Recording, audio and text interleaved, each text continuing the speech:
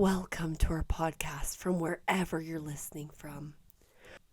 We invite you to make a cup of tea while you listen to this calming caregiver health and wellness podcast.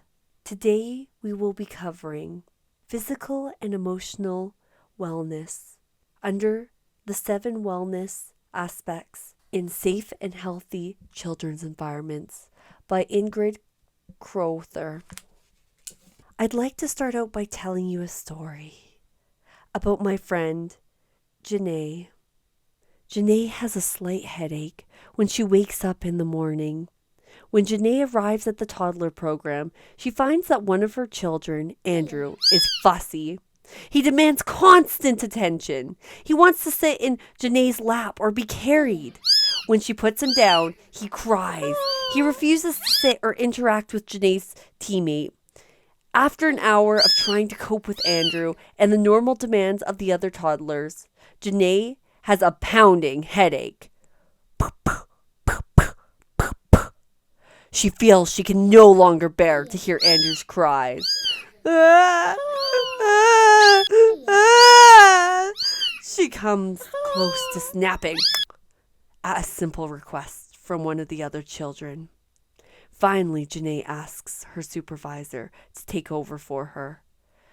She takes a tablet for her headache and sits quietly in the staff room until it subsides. As she made some tea, she thought about the importance of caregivers' wellness. She thought about the physical wellness. Did she get enough sleep last night? Maybe. Is her diet balanced? She thinks so. She got her carbohydrates, fats, minerals, proteins, vitamins, and water in this morning. It says adults should be engaged in 3 types of physical activities: endurance, flexibility, and strength. She feels like she gets enough in.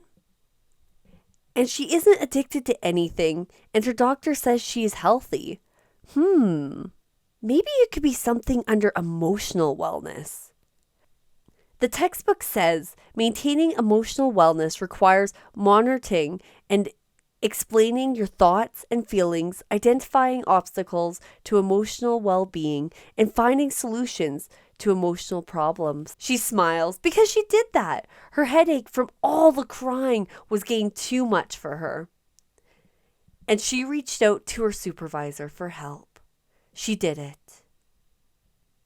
She identified what was making her feel bad and problem solved on her own by reaching out to her supervisor for help. She did it. She did that. She took a couple more minutes and was feeling better.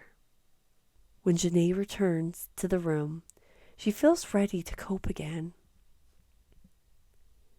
Janae knows she has reached her limit. She took approximate steps to ensure that she could once again face the daily schedule in the same calm, patient, and enthusiastic manner she always shows the children and family members. Thank you for listening to Janae's story.